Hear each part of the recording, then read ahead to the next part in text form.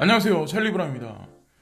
시장 상황이 알트코인으로 이제 비트코인의 에너지가 전달되면서 전반적인 상승 흐름이 지금 이어지고 있는데, 우리가 이제 가장 주목해서 봐야 할 관점은 뭐냐면, 자, 비트코인하고 이더리움은 지금 잠시 쉬는 중이다, 이렇게 보시면 되고, 그런 에너지들이 라지코인 마켓캡, 그리고 미들코인 마켓캡, 로우코인 마켓캡까지 전반적인 상승이 이 세 가지 그룹의 어떤 그 트렌드적인 코인들이 전반적으로 상승한다는 의미는 무슨 얘기냐면, 추후에 비트코인이 급작스럽게 올라가기 시작하면 여기 나와 있는 라지캡 마켓 그리고 미들캡 로우캡이 전반적으로 조정 장세가 또다시 이제 들어갈 수 있다는 얘기를 할 수 있다고 저는 생각하거든요.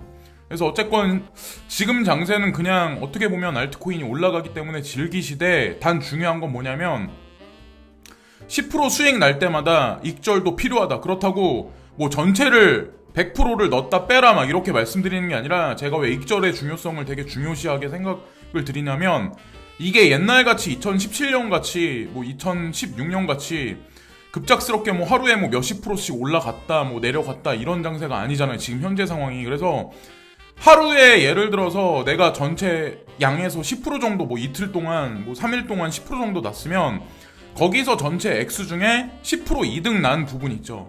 그거를 여기서 이제 쉬고 있는 코인 있죠. 예를 들어서 뭐 이더리움 같은 거 지금 파란불이 계속 돌아서 그냥 쉬고 있는데, 이런 걸로 옮겨 놓으시는 것도 제가 보기에는 나쁘지 않다는 거죠. 왜냐면 사람들이 보통 착각을 하는 게 뭐냐면, 영원히 올라간다라는 생각을 해요. 나는 어떤 코인을 가지고 있으니까, 나는 비트코인 캐시를 가지고 있으니까, 나는 라이트코인에 투자했으니까 그 코인은 영원히 올라갈 거야. 근데 그건 아니라는 거지. 영원히 올라가는 것도 영원히 내리는 것도 없다 라고 딱 단정지어서 제가 정의를 내릴게요. 태양이 24시간 하늘 위에 떠 있을 수 있나요? 태양이 져야 또 달이 뜨고 이 순환이 계속 된다니까요. 그러니까 지금 어쨌든 비트코인이 잠시 조정장세에 있고 이더리움이 쉬는 중이라서 이런 친구들이 지금 움직일 때 10% 수익 날 때마다 익절도 반드시 필요하다. 가상자산 시장은 특히나 변동성이 엄청 크기 때문에 비트코인을 33%, 내 포트폴리오에 예를 들어서 알트코인 33% 그리고 현금 비중이 20에서 30%는 필요하다라고 생각해요. 그래서 야, 아니야, 나는 그냥 100% 코인만 가지고 있어야 돼 라고 말씀하실 분들이 분명히 계시겠지만, 언제 어떻게 이 가상자산 시장은 무슨 일이 생길지 모른다는 거죠. 그런 상황에서 결정적으로 승리자가 되려면 이 현금 확보량이 분명히 있어야 돼요. 그래서 익절될 때마다 약간씩 계좌에 빼두시라고 제가 그래서 말씀드린 거지, 별다른 다른 의미는 아니고, 또 우리 개인 투자자들은 비트코인이 이렇게 올라가면 접근하기가 더더욱 쉽지 않아요. 저 같아도 지금 1300만 원짜리 비트코인을 한 개를 사라, 뭐 두 개를 사라 이런다고 하더라도 저도 솔직히 심리적으로 부담감이 있어요. 그러니까 옛날서부터 투자를 계속 진행을 안 했다면 엄청나게 많이 부담이 있을 거예요. 예를 들어서 개당 1300만 원짜리 비트코인이 20개면 포르쉐 911 까레라가 한 대예요. 제가 이걸 이게 2억 6천 몇백인가? 그렇다고 제가 얘기를 들었거든요. 아는 형한테. 그러니까 아는 형이 갑자기 카톡에다가 사진 2장을 보냈어요. 그래서 자기 이거 차 샀다 해서 막 자랑을 하더라고요. 그래서 태워줄까 하면서 막 자랑을 하더라고요. 그래서 그걸 그냥 말씀을 드리는데, 이렇게 막 20개씩 투자할 정도까지 막 이렇게 자기가 가지고 있는 보치가 현금 보유량이 크신 분들이, 대부분의 분들은 많이 안 계실 거예요. 그래서 비트코인 사기 부담스러운 사람들은 여기 나와 있는 뭐 비트코인 캐시 뭐 이런 거, 뭐 라이트코인, 뭐 지캐시, 이더리움 클래식, XRP, 뭐 이오스 이런 거를 사시겠고, 뭐 이더리움 사시는 분들도 있을 거고, 그 외에 이제 짜잘한 마켓에 있는 짜잘한 알트코인들 사시는 분들도 있겠지만, 더더욱이나 특히나 이제 미들캡 마켓이나 로우캡 마켓에 있는 그런 코인들 같은 경우는 더더욱 이 비율을 아마 지키시는 게 더 중요할 거라고 생각을 해요. 예. 아마 변동성이 훨씬 클 거예요. 상위 라켓, 그러니까 여기 캡마켓에서 라지캡에 있는 것보다는 하위로 갈수록 변동성이 더 많이 크다. 이거를 또 한 가지 말씀드리고, 마사리에서 지금 보면 비트코인이 2020년 들어서 수익률이 어느 정도까지 올라갔냐, 다른 타 자산에 비해서 여기 보시면 비트코인이 플러스 51%, 실버가 28%, 골드가 25%, S&P가 그냥 0%, 그리고 다우존스가 마이너스 7%, 크루드 오일이 마이너스 32%. 그러니까 마사리에서 지금 주장하는 바가 무슨 얘기냐면, 비트코인이 그래도 우리가 자산 시장에 투자할 때 가장 수익률이 좋았었다. 그리고 실버하고 골드가 물론 지금 요즘에 급등세를 발휘하면서 올라가는 건 사실이지만 수익률이 좋기 때문에 저도 가상자산이 향후에도 더 극대화돼서 수익률이 올라갈 거다, 더 좋을 거다라고 생각을 했었기 때문에 금은을 전량 팔고 2016년에 이 시장에 들어왔었던 거고, 여기 보시면 되게 아이러니한 거는 S&P 500 지수가 지속적으로 올라갔음에도 불구하고 0%다 이런 얘기를 하는 거는 올 초에 있었던 거랑 지금 조정 장세에 있어서 지금에 있는 거랑 비교를 한번 해봐라 이런 얘기를 하는 거죠. 다우존스도 마찬가지고, 뭐 올라간 주식들이 사실 알고 보면 뭐 애플이나 페이스북, 테슬라 뭐 이런 것들 있죠. 팽이나 뭐 이런 주식들들, 그런 위주의 주식들만 올라갔지 나머지 이제 현물 경제하고 관련돼 있는 여러 가지 어떤 그런 산업들은 사실 되게 저조하다는 거죠.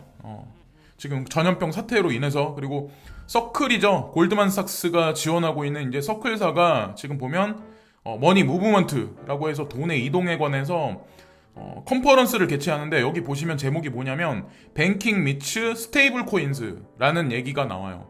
그러니까 이런 얘기가 미국 전역의 뭐 금융사들 뭐 그런 어떤 그런 사람들 위주로 해서 이런 컨퍼런스가 주기적으로 계속 개최된다는 얘기를, 여러분들이 가상자산이 향후에 이제 큰 트렌드로 자리 잡을 거라는 거에 관해서 어느 정도 유추하실 수 있을 거라고 이제 생각을 합니다. 그것도 이제 추가적 사항으로 말씀드리고, 오늘 같은 경우는 비트코인 캐시가 올라서 제가 말씀드리려고 하는 게 아니라 비트메인을 되게 한착해 되게 보시는 분들이 많은데, 제가 몇 가지를 이제 설명을 드릴게요. 비트메인이 왜 중요하냐, 그리고 비트메인이 여기 나와 있는 것 같이 조인디에 나와 있는 기사 같이 우지한 암호화폐 파생상품 거래소 비트닷컴에 런칭할 거다 이 얘기가 나왔어요. 비트닷컴이. 그래서 개인적으로 조인디를 저는 응원합니다. 그러니까 국내에 있는 미디어사들 중에 저는 가장 독보적으로 예리하게 이 기사나 유튜브도 되게 많이 잘 하시고 있는 것 같아요.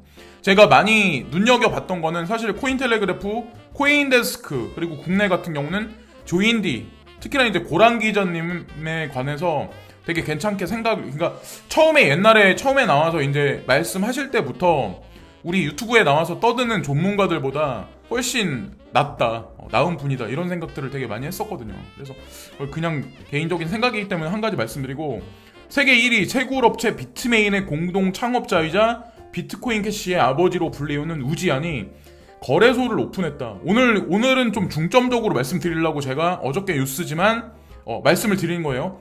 그리고 특히나 비트코인 캐시 홀딩자나 신규로 비트코인 캐시가 조정에 들어갈 때 매수하실 분들은 자세히 보시면 왜 비트코인 캐시에 관해서 이 사람이 왜 떠들고 있나 아마 아실 거라고 생각을 합니다. 자, 싱가포르에 본사를 둔 금융서비스 회사인 매트릭스 포트 7월 27일 암호화폐 파생상품 거래소 비트닷컴을 론칭했다고 밝혔다. 매트릭스 포트는 비트메인으로부터 분할됐고, 그리고 여기 보면 우지안, 당연하게 스탠다드 크립토, 그리고 IDG 캐피탈, 라이트 스피드, 벤처스 파트너스, 폴리체인, 그리고 드라곤플라이 캐피탈, 패러다임 등과 같은 투자자들의 지원을 받고 있다. 여기 지금 말씀드리는 이 VC, 이 가상자산 어떤 그 VC들이 다 누구냐면 미국의 유수의 VC 회사들이에요.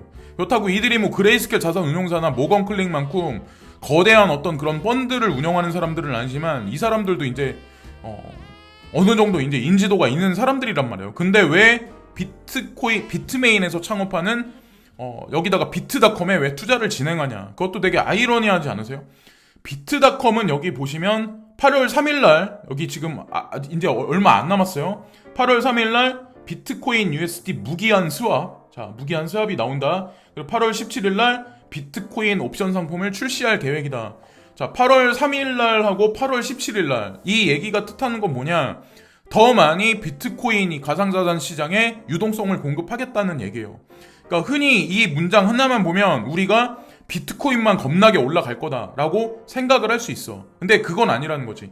결국에는 비트코인을 올려놓고 비트코인의 스테이블 코인들, 그러니까 USDT나 뭐 USDC 같은 거를 유동성을 공급하고 또다시 그 에너지가 라지캡 마켓, 미들캡 마켓, 로우캡 마켓에 있는 알트코인으로 전달이 된다는 거죠. 그래서 전체적인 시총을 키우기 위한 하나의 핏줄을 더 하나 연결한다고 보시면 돼요. CM CME하고 1252 외에 그 외에 이제 아마 아시아 쪽에서는 이쪽들이 아마 제가 봤을 때는 강력하게 밀어줄 거라고 생각하고, 특히나 여기 싱가포르라는 얘기가 나왔는데 그것도 이제 되게 중요하다고 생각해요. 근데 여기서 뭐라고 얘기를 하냐면, 비트닷컴의 CEO가 무슨 얘기를 하냐, 우리는 암호화폐 옵션 시장에 J커브 성장이 곧 임박했다고 생각한다. J커브가 뭐예요? J자로 이렇게 포물선을 그리면서 컵앤핸들에서 커브로 따지면 오른쪽 모양의 포물선을 그려갈 거다라는 예측을 하는 거죠. 그래서 이번 달 말까지 이제 얼마 안 남았죠. 이틀 남았는데 이 장세가 언제까지 갈지 모르겠지만 8월 달이 아마 진짜 여러분들이 생각하는 그런 장세로 점진적으로 들어갈 수도 있다는 생각을 전 하거든요. 이 뉴스를 보면서 이제 그런 생각을 한편으로 했고, 자, 그래서 이제 본격적으로 왜 이제 싱가포르가 왜 중요하냐, 그리고 아시아에서 보통 보면 금융의 허브가 홍콩이다라는 생각들을 되게 많이 하셨을 텐데, 이 뉴스를 보시면 아시겠지만 금융업체들이 시위에 물든 홍콩 대신 싱가포르에 눈독들인다, 이 뉴스가 나왔던 게 2020년 1월 8일이에요. 그러니까 이때서부터 이미 자본의 이동은 시작이 됐다고 보시면 돼요. 홍콩에서 싱가포르로 아시아의 금융 허브는 이동했다. 특히나 알리바바, 샤오미, 텐센트 등 중국 대표 기업들이 이쪽에 자본을 엄청나게 집중해서 포문을 열었었다는 거죠.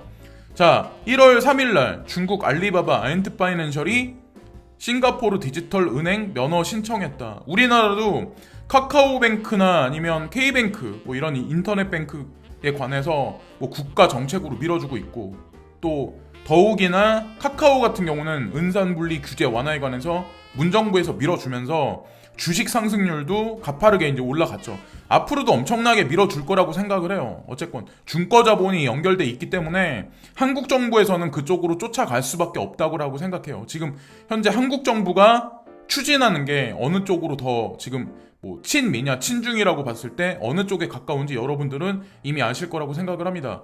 자, 어쨌건 여기 이 캐릭터를 잘 보세요. 이 개미, 외눈박이 개미 눈을 한번 보시고, 여기 보시면 싱가포르가 20년간 은행 분야의 대폭적인 규제 완화에 착수할 예정이며, 이를 위해서 디지털 전문은행 2개와 디지털 도매은행 3개 등 5개 면허를 발급할 예정이다. 그러니까 전통적으로 우리 기존에 있는 금융 시스템 전체를 개혁을 하겠다는 얘기예요. 앞으로 디지털 은행이 더 보편화되고 창궐할 거다, 이런 얘기를 하는 거죠. 국가 정책을 이렇게 밀고 있는 거예요.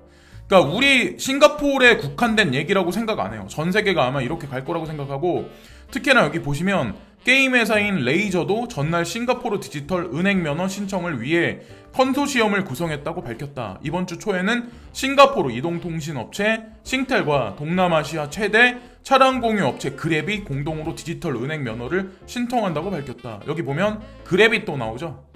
그랩이 나오고, 가만히 보면 이제 소프트뱅크 냄새가 서서히 이제 나기 시작을 할 거예요. 그래서 어쨌건 이게 2020년 1월 20일 날 나온 뉴스인데, 디지털 은행들은 내년 중반부터 단계적으로 영업을 시작할 것으로 보인다. 디지털 은행하면 가만히 보세요. 우리나라도 K뱅크하고 지금 보면 원래 기업은행에서 업비트하고 연결됐다. K뱅크하고 업비트하고 연결되는데, K뱅크를 써보신 분들 아마 아시겠지만 되게 편해요. 되게 간편해졌어요. 엄청나게 진짜 간편해졌어요. 아마 계좌 이체를 아마 해보시면 아마 아실 거예요.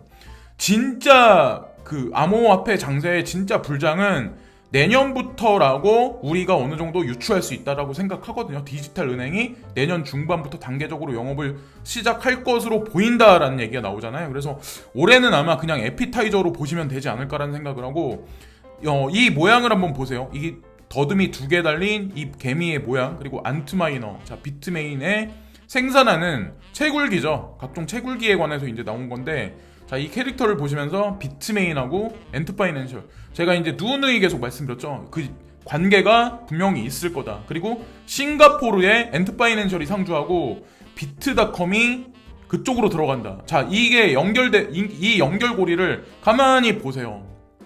그러면 그 자본이, 중거 자본이 그쪽 시장으로 흘러 들어가서 아시아 쪽으로 퍼지기 시작할 거라는 걸 우리가 유추할 수 있다고 생각하고, 자, 소뱅이 지분의 28%, 알리바바 지분을 가지고 있다. 여기 보시면 소프트뱅크 그룹이 보유한 주요 주식 가치가 23일 오전 8시 기준에서, 이거 예전 뉴스이긴 하지만 가장 많은 그 소프트뱅크 그룹에서 가장 많이 보유한 주요 주식이 중국 알리바바예요. 네, 알리바바예요. 그래서 305조 5,540억 원을 가지고 있어요.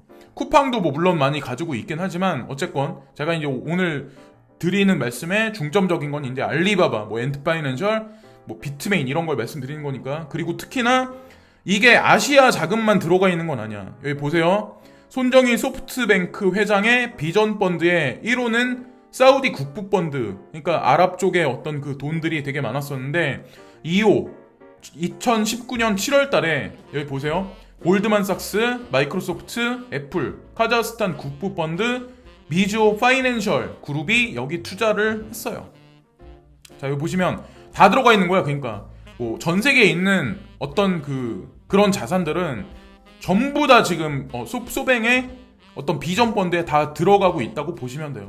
그러니까 금융 카르텔의 핵심 두 개의 은행이 있는데 그 JP모건하고 골드만삭스라고 말씀을 드렸었잖아요. 골드만삭스, 특히나 마이크로소프트. 예. 더 이상 얘기할 필요가 뭐가 있을까요? 그 미주호 파이낸셜 그룹이 여기 나와서 이제 제가 말씀드리는데 오미세고가 지금 안 가고 다른 코인들 다 움직이는데 오미세고만 안 움직이잖아요. 오미세고에 처음 초반으로 투자를 진행했던 게 사실은 미주호 파이낸셜 그룹이에요. 그래서 저도 걱정을 안 하고 있는 거예요. 미주호랑 SBI가 초반에 많은 돈을 투자를 진행했었어요. 그래서 이제 그 추가적인 사항을 말씀드리고, 싱가포르 국부펀드 소프트뱅크로부터 알리바바 지분 매입했다. 이게 차곡차곡 연결이 되지 않나요? 여기 보시면 2020년에 여기 보시면은 중국의 알리바바가 엔트파이낸셜이 거기 가서 뭐 투자를 비트닷컴에 투자한다, 뭐 디지털 은행을 낸다 이런 얘기가 있는데, 싱가포르는 이미 오래전부터 소프트뱅크에 알리바바 지분을 매입했었다는 거죠. 그러니까 당연히 본인들이 돈을 투자했기 때문에 포문을 열어줄 수밖에 없어요. 여기 보시면 2016년 6월 2일 날이거든요. 싱가포르 국부펀드인 싱가포르 투자청과 테마섹이 소프트뱅크가 매각하기로 한 알리바바 지분 중 10억 달러 어치를 매입하기로 했다라고 여기 나오죠. 특히나 여기 보시면 싱가포르 국부펀드, 싱가포르 투자청 GIC라고 있어요. 제가 한 가지만 또 보여드릴게요. DCG그룹, 아마 가상자산에 투자하시는 분들은 지금 정도 되면 누구나가 다 아실 거고, 생소하신 분들도 분명히 계시겠지만 어쨌든 알아둬야 된다고 생각을 해요. 자, 베리실버트 나와있고, 코인 선물 CME 1252 설계자인 여기 보면 글렌 허친슨이 있어요. 자, 이 사람들이 이제 주무른다라고 제가 이제 말씀드렸죠. 비트코인 시장에 관해서. 자, 여기 보시면은 한 번 더 이제 말씀드릴게요. 페더럴 리저브 뱅크 오브 뉴욕. 자, 뉴욕 연방준비은행의 이사 중에 한 명이고, 여기 보시면 싱가포르 나와 있어요. 여기 보면 싱가포르 국부펀드에 관해서 움직이고 있는 조력자 중에 한 사람이에요. 글렌 허친슨이. 자, 클린턴 정부 행정부의 특별한 어드바이저, 경제와 어떤 그 건강 관련, 헬스케어 어떤 그 정책에 관해서 이런 얘기들이 있잖아요. 그래서 다 연결을 한번 해보세요. 제가 이제 말씀드리는 거를. 그러니까 이게 사람들은 미국 자본이다, 중국 자본이다, 일본 자본이다, 뭐 다 각계 별로라, 그러니까 별거라고 생각을 하는데, 다 틀리다고라고 생각을 하는데, 알고 보면 다 뭉뚱그려 있다라니까요. 이런 것들이. 그래서 제가 어떤 그 색깔론이나 어떤 그 남북에 관해서, 아니면 뭐 미중에 관해서, 그거에 관해서 자꾸 이분법 논리를 펴는 사람들을 좀 약간 되게 폄하하게 보는 거예요. 분석할 때. 근데 분석할 때 그렇게 하다 보면 어떻게 보면 자기 오류에 빠질 수도 있어요. 아마 지금도 어느 순간이 되면 중국이 망할 거라고 얘기했다가 말 바꾸기를 하는 사람들이 분명히 있을 거예요. 그런 거를 이 사람들이 과연 2017년에 2018년도에는 무슨 얘기를 했었나, 그런 걸 한번 뒤져보세요. 말 바꾸기를 중간에 했나 안 했나. 근데 그게 더 저는 되게 일관성이 있냐 없냐가 되게 중요하다라고 제가 이제 말씀드렸잖아요. 자, 디지털 커런시 그룹에서 여기 보면 이 사람들 캐치프레이즈가 있어요. 두 가지를 이제 제가 말씀드리려고 하는데, 은행들은 더 이상 비트코인을, 이 의미가 뭘까요? 자, 디지털 커런시 그룹에는 금융 카르텔, 아니면 보이지 않는 금융 세력의 핵심 주된 세력들이 보더 인원으로 다 속속들이 들어가 있어요. 각 자리에 이제 들어가 있어요. 여기 보면 이 사람들이 추구하는 게 드롭골드예요. 그래서 금은 가격이 올라가. 지금 현재 이제 뭐 달러를 양적 완화를 Q4, 보이지 않는 Q5, Q6까지 하면서 달러의 값어치가 떨어지면서 금은이 올라가는 건 사실이야. 근데 제가 핵심적으로 말씀드리고 싶은 건 뭐냐면 디지털 커런시 그룹에서 캐치프레이즈를 이렇게 내걸고 떠든다는 얘기는 결국에는 진짜 실물 금은이 아니다라는 얘기예요. 이쪽으로 갈 수밖에 없다는 얘기예요. 가상자산, 버철 에셋으로 갈 수밖에 없다는 거예요.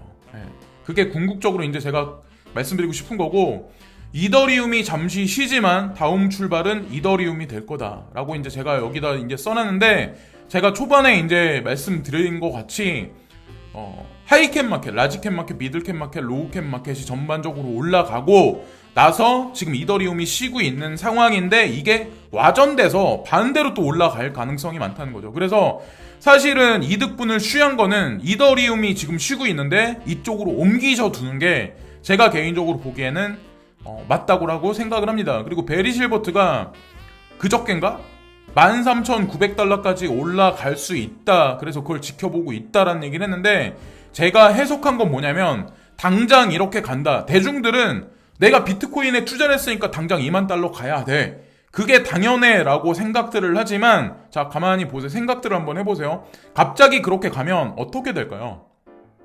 2017년에 무슨 일이 있었어요? 급등하면 급락할 수밖에 없어요. 근데 지금은 그게 아니라니까요. 이미 미국 은행 전역에서도 커스터디 서비스를 한다, 자산이다, 자산시장이다, 금과 똑같은 지위를 찾는 게 비트코인이다, 가상자산이다, 이런 얘기를 지금 하고 있기 때문에 2017년하고 똑같은 장세를 지금 만들진 않는다니까요. 우상향을 계속 10년 동안, 20년 동안, 30년 동안 그릴 수는 있어. 근데 우리가 원하는 것 같이 그렇게는 안 올 거라는 거죠. 올해까지는. 자 보면 올해 안까지는 13,900달러까지는 저는 최소한 올라갈 거라고 생각해요. 제가 말씀드렸죠. 베리 실버트가 그냥 빈말은 분명히 안 할 거다. 그래서 13,900달러까지는 최소한 올라갈 거다라고 이제 저는 이제 개인적으로 생각하고, 라이트코인에 관해서도 지속적으로 올라가서 제가 조금씩은 익절할 필요가 분명히 있다라고 말씀드렸는데, 그냥 내가 아무 생각 없이 그냥 냅둬도 되는 코인 중에 하나이긴 해요. 그레이스켈 자산 운용사에 있으니까. 근데 어쨌건 라이트코인 가지고 계신 분들 같은 경우는 언제까지라고 딱 말씀드리기는 모호하지만 10만원까지는 그냥 보셔도 제가 보기에는 될 수 있지 않을까. 근데 중간중간 익절하시는 거는 이더리움이 마이너스 있을 때 좀 옮겨 가두시는 게 아마 수익률로 봤을 때 더 나을 거라고 생각을 합니다. 왜냐면 계속 올라가는 거 없다라고 이제 제가 말씀드렸잖아요. 자 그리고 이거는 크립토 마이클이 하는 얘기를 제가 그대로 이제 말씀드리려고 하는데, 시나리오 중에 하나예요. 100% 이 사람 말하는 게 100% 되지 않을 가능성이 더 높아요. 11,600달러까지 향후에 포물선을 그리면서 올라갈 가능성이 있다. 그 전까지는 알트코인 장세가 연출이 되겠죠. 비트코인이 이렇게 포물선을 그리면서 11,600달러까지 또 올라가면 알트코인이 어떻게 될까요? 지금 현재는 알트코인이 막 살아나서 춤을 추고 있지만 비트코인은 잠시 조용히 숨쉬고 있고, 그리고 나서 만약에 11,600달러까지 올라가고 이렇게 만약에 1만 달러 초반대까지 비트코인을 빼버리면 과연 이 시장은 어떻게 될까요? 그때 가서. 그래서 익절의 중요성을 제가 말씀을 드리는 거예요. 언제 어떻게 될지 몰라요. 근데 이런 크립토 마이클 같은 사람이 하는 말을 그냥 간과하기보다는 조금 그래도 어느 정도 이런 시나리오를 생각해둘 필요는 분명히 있거든요. 그냥 빈말로 하는 게 아니고. 그리고 얼마 전까지만 해도 비트코인 캐시 왜 안 가냐, 비트메인 망했냐, 저한테 이제 댓글 달아서 여쭤보시는 분도 있어요. 제가 비꼬자고 말씀드리는 게 아니라 답답해 하시는 분들이 많고 댓글을 그렇게 다시는 분들이 많으면 그럴 때부터 코인이 올라가더라고요. 지금은 아마 오미세고를 답답해 하시는 분이 아마 되게 많을 거예요. 오미세고 망한 거 아니냐. 근데 모르겠어요. 저는 그냥 이건 모건클릭 자산 운용사 포트폴리오인데, 이오스도 마찬가지예요. 이오스도 사람들이 안 간다 망했다 이러면 분명히 올라가요. 그래서 어쨌건 다 올라갈 거라는 거죠. 여기 들어가 있는 거, 특히나 그레이스켈 자산 운용사에 들어가 있는 비트코인 캐시부터 비트코인, 이더리움 클래식, 호라이젠, 라이트코인, 스텔라 루멘, XRP, G캐시는 더더욱 망하지 않아요. 얘네 같은 경우.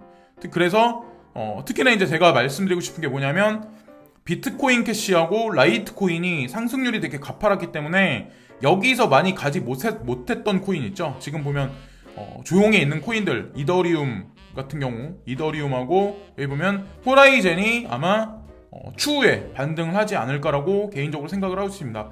그리고 XRP 같은 경우는 제가 예측하는 게 계속 말씀드렸던 게 280원에서 300원까지는 그래도 올라갈 거다라고 생각을 했는데 제가 방송 전까지 제가 본 게 275원까지 봤거든요. 와, 근데 욕 나올 정도로 진짜 안 올라가네요. 예, 저도 이제 가지고 있긴 한데 진짜 욕 나올 정도로 안 올라가네요. 어쨌든 어떻게 될지는 모르겠지만 어쨌든 여기 포트폴리오에 그레스켈 자산운용사에서 그냥 넣었다고는 생각 안 해요. 이득이 날 거라고 생각했기 때문에 넣었다고 생각하고 저도 그래서 이제 가지고 있는 거고. 그래서 지금까지 찰리 브라운이었고요. 오늘도 두서없이 비전문가인 제가 뭐 이런저런 어떤 그런 가상자산 시장에 관해서 이제 말씀을 드렸는데 오늘도 시청해주시고 구독과 좋아요, 특히나 이제 구독 눌러주신 모든 분들에게 진심으로 축복을 보내드리고요. 항상 감사합니다. 구독과 좋아요 끝으로 부탁드리겠습니다. 감사합니다. 오늘도 즐거운 하루 되세요. 감사합니다.